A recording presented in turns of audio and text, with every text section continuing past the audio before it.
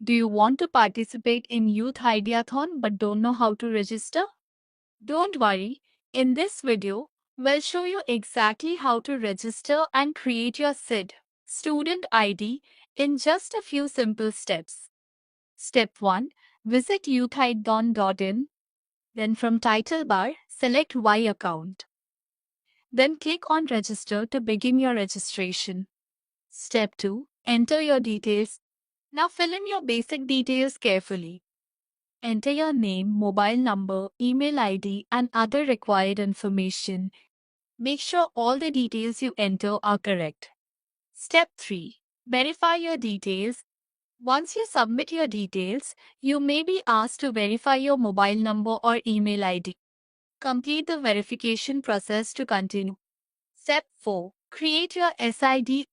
After completing the registration process, your SID student ID will be created. Your SID is your unique identification for Youth Ideathon.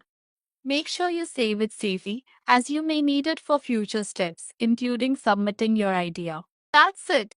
You are now registered for Youth Ideathon and have your own SID. With your SID ready, you can now move ahead and submit your innovative idea.